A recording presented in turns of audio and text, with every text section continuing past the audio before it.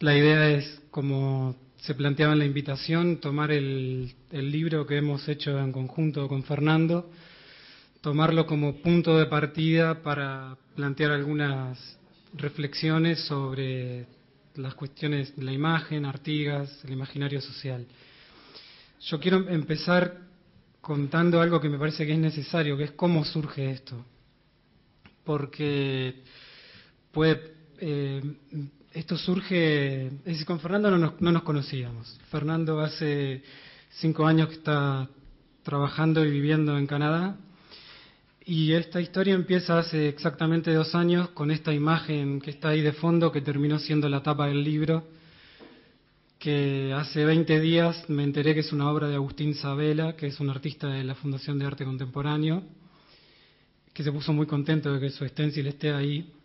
Y yo tomé esa foto exactamente hace 2 años y quedó como quedan tantas otras fotos. A los 3 meses me encuentro con otra imagen que después vamos a ver, que es un stencil también, es un perfil de Artigas. El stencil está hecho adentro de un inodoro en la Facultad de Bellas Artes. Entonces, a partir de esa segunda imagen, ahí me aparece a mí la idea de hacer un recorrido. Es decir, yo no parto de una intención de voy a hacer un trabajo sobre Artigas, nunca he tenido, no he investigado sobre la figura de Artigas más allá de lo que puede ser algo como común y normal para cualquier ciudadano. Entonces, a partir de ahí, de esa segunda imagen, empieza un recorrido que me llevó 1 año más o menos, en el cual recorrí una buena parte de la ciudad, lugares públicos, instituciones privadas, instituciones del Estado, en el cual debo haber visto unos 150 representaciones de Artigas, de las cuales me resultaron fotografiables unas 90, y de esas 90 fue decantando naturalmente a 40, que son las que forman parte del libro. Una aclaración que está en el libro también, que me parece importante, es: yo no toqué nada, es decir, yo solo tomé una foto, yo no hice ninguno de las cosas, ahora después lo vamos a ver, pero es decir, yo solo me limité a fotografiar lo más directamente que pude y de frente al objeto, incluso con una cuestión muy pensada, es decir, fotografío de frente y no toqué nada, porque van a ver que hay bustos a los que le pusieron una planta adelante o que le hicieron un stencil. Y una vez que tengo esta parte, esta obra, que hasta ese momento era una obra fotográfica de 20 dípticos, me surge en un momento la palabra que me apareció en ese momento, me sentí sobrepasado. Me sentí sobrepasado por lo que las imágenes, por lo que me encontré, por lo que encontré de Artigas. Entonces ahí le extiendo una invitación a Fernando, lo googleo en sentido literal, pongo Fernando Andach y me encuentro que está trabajando en Canadá. Le envío un mail, me presento, temiendo que no lo lea nunca, porque ¿qué le pongo en el asunto? Mi nombre para él era desconocido. Entonces le puse algo desde Montevideo, dije, capaz que si le pongo Montevideo. Si le pongo Montevideo, capaz que lo lee. Y me presenté y le envié 3 de los dípticos, y él me contesta que le resulta un trabajo sobre el cual él cree que tiene algo para decir. Ese proceso, él me dice, espera, más o menos por decirlo un poco directamente, él me dice que hasta dentro de 3 meses más adelante él no va a poder hacer nada porque lo quiere hacer, tomárselo con el tiempo que él entiende que esto le va a requerir. Entonces, ese proceso terminó en diciembre del año pasado y allí, es decir, cuando yo termino las fotos digo, quiero que alguien escriba sobre esto, que está bueno que alguien pueda decir algo, porque me parecía que era algo que se presentaba, eran signos, es decir, hay muchos signos en torno a Artigas y me parece que era alguien, Fernando era la persona ideal. Entonces ahí surge la idea de hacer un libro. Esto empieza siendo una foto, después termina siendo una serie de fotos y después termina siendo fotos y texto y después termina siendo un libro. Es decir, hay algo muy azaroso en un sentido de lo que yo me encontré, también de suerte, que a mí es un término que me gusta en su sentido etimológico, que es como un pedazo de tierra. La suerte era eso, era un terreno, tierra, encontré, tuve suerte y encontré un camino, y también tuve mucha suerte de que Fernando aceptara la invitación. Bueno, yo empezaría diciendo que se puede sacar a un uruguayo del país, pero no al país de un uruguayo, ¿eh? Y entonces yo lo considero para mí también, quedó muy reconocido a Martín por hacerme esa invitación que me llega en un momento de mucha ocupación, pero hubo algo que me sedujo, ¿no? Me gustaría usar para esa imagen que están viendo, que era de las que me manda, el término exorbitante. Hay un Artigas exorbitante, ¿vieron? Sacado de su órbita, ¿no? Se excede ese circuito banal, común, consabido, que son las infinitas reproducciones que todos sufrimos, vemos desde que abrimos los ojos uruguayos en todo el territorio nacional. Hay una suerte de artigo-dependencia visual, parece, que no puede haber un espacio, como hablaban de los antiguos que tenían horror vacui, no podían dejar ningún lugar de una pintura sin rellenar, parecería que hay que artiguizarlo todo. Entonces, Artigas me hace como una invitación irresistible, Artigas exorbitante. Y le agradezco realmente a Martín la paciencia, la confianza también, porque él no me dice absolutamente nada, no me da línea, ni curvas, ni líneas, ni nada. Él me dice, ahí están las imágenes, ¿no es cierto? Y hay un principio en la semiótica, la que yo vengo estudiando hace ya 3 décadas, que dice así, es muy escueto pero muy fuerte, dice, los símbolos crecen, lejos de pensar en eso que nos une y que nos separa, tanto las guerras como el amor, como la amistad, todo lo bueno y lo malo, lo pésimo y lo sublime de la humanidad, vive, lucha, depende, se cambia, gracias a través de esas representaciones, esa cosa tan frágil como la palabra dada, la imagen evocada. Vieron que palabra e imagen son inseparables. A veces hay lugares comunes que dicen, no, la imagen vale más, la palabra. Es una tontería, es un modo dualista, binario y pobre de pensar, porque si entendemos una palabra en la lengua que sea, es porque, vieron, logra hacer imagen. Si uno se la imagina, la ve, la visualiza. Si no la visualiza, está frito, no entiende de qué es. Y cuando hay una imagen, inmediatamente, vieron, de un modo u otro la nombramos, la describimos, la tenemos archivada de algún modo para... Vieron que hasta uno va por la calle y dice de repente, ¿qué escena? Y no hay un teatro, no hay un palco, y sin embargo tenemos esa imaginación escenográfica, ¿no es cierto?, que retiene aquello como una escena memorable frente a otra olvidable, banal.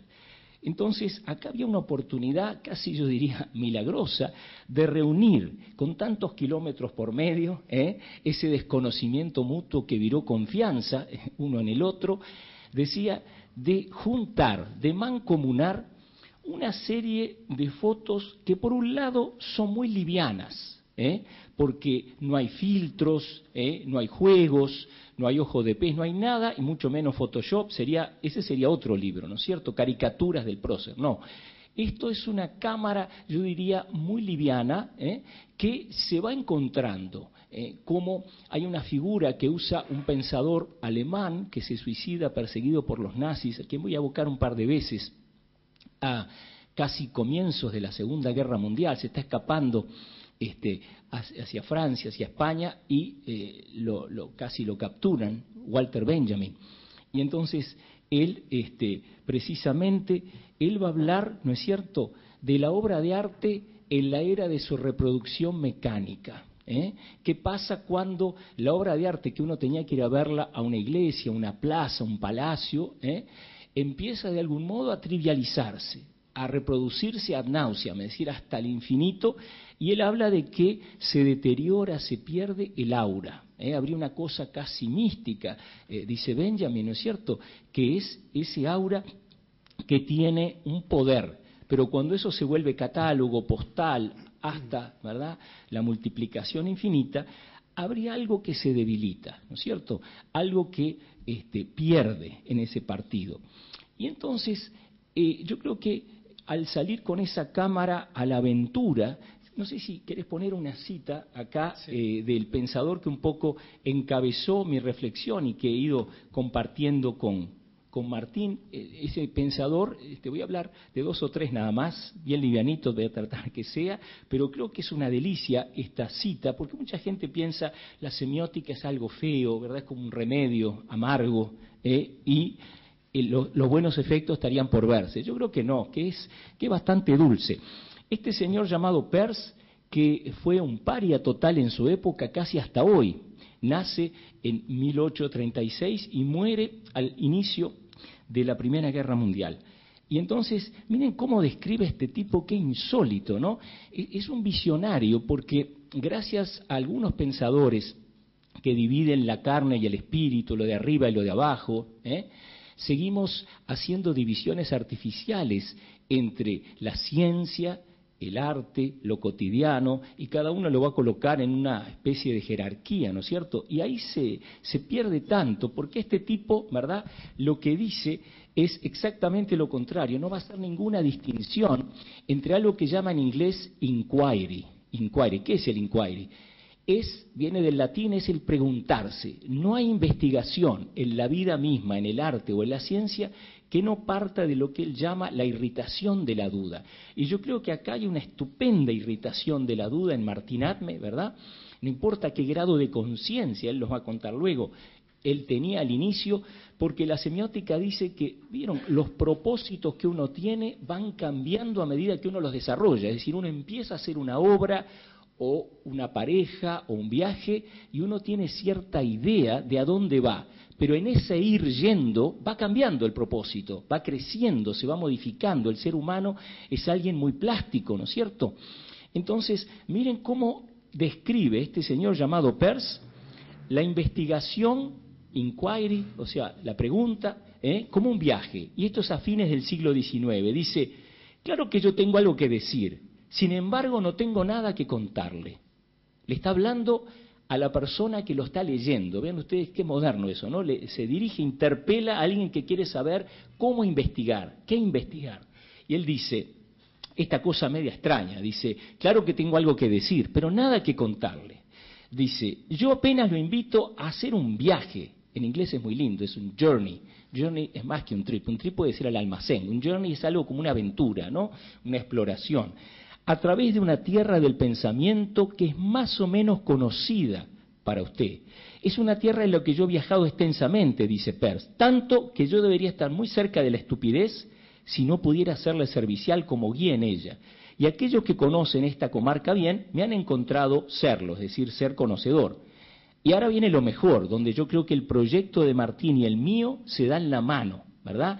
Y hay por lo menos un pasito hacia abolir esos muros absurdos que dice, esto es arte, esto es ciencia, esto es nada más que vida cotidiana. Como dijo Kafka, no sé por qué la desprecian tanto, porque es la que tenemos todos, la vida cotidiana.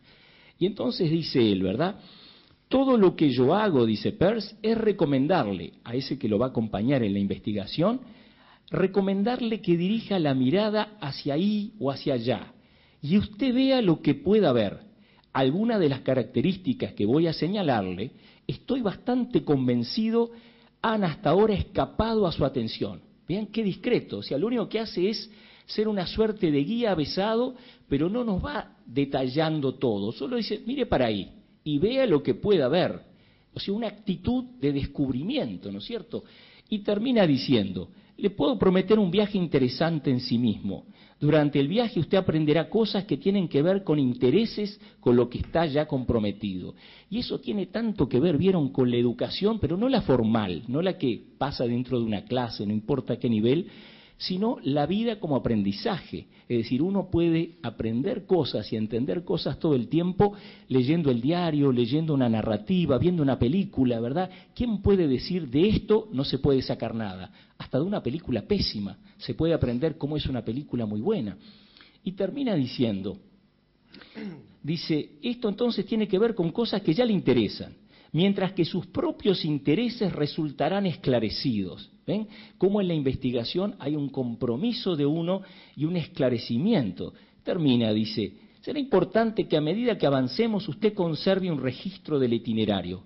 Por suerte para todos nosotros, Martín Atme conservó acá adentro un registro lindísimo de ese itinerario, más que visual, yo diría pasional, de esa proliferación artiguista. Y dice, sería bueno que tenga un registro del itinerario y determine exactamente en qué lugar encontramos cada objeto que despierta nuestra atención. De otro modo, traíamos de vuelta del viaje nada más que impresiones vagas y confusas, como la mayoría de los turistas en este país.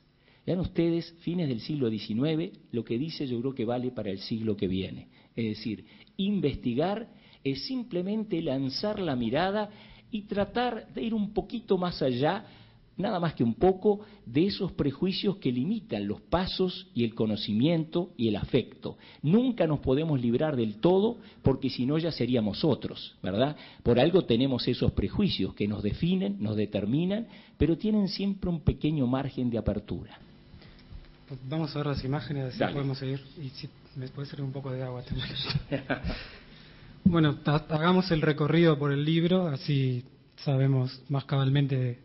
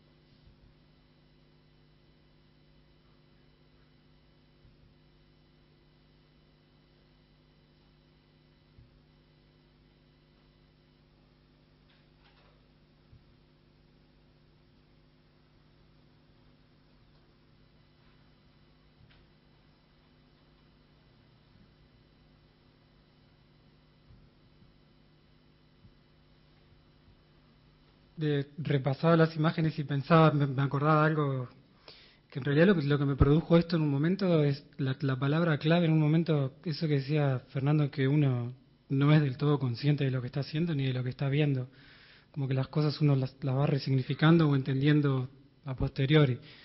Y yo no sabía lo que estaba haciendo realmente, ni siquiera podía entenderse, estaba muy sorprendido hasta que me di cuenta, claro, estoy trabajando con algo que es invisible.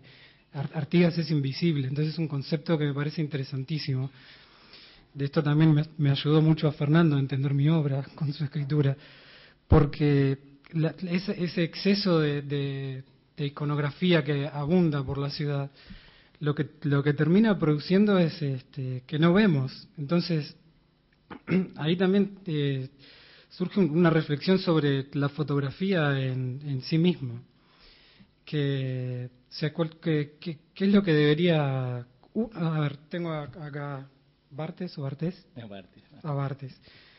Me gustaría leer una cosa, un pequeño párrafo, porque este es un precioso libro en el cual el autor se plantea como camino de llegar a poder responderse cuál es la esencia de la fotografía, qué es lo que la fotografía tiene de propio, qué es lo que la diferencia de otras expresiones.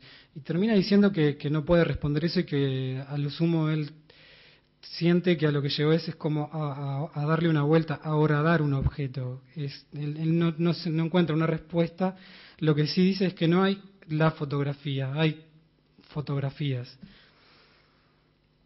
Quiero leer algo de acá que me parece interesante. Y él dice, si exceptuamos el ámbito de la publicidad, en el que el sentido solo debe ser claro y distinto en razón de su naturaleza mercantil, la semiología de la fotografía se limita, pues, a los resultados admirables de unos pocos retratistas, porque él venía en ese tema. Para el resto, para las buenas fotos corrientes, todo lo mejor que podemos decir de ellas es que el objeto habla, que induce vagamente a pensar. En último término, nada de sentido en absoluto es más seguro. Los redactores de Life rechazaron las fotos de Kertész a su llegada a Estados Unidos en 1937 porque, dijeron ellos, sus imágenes hablaban demasiado, hacían reflexionar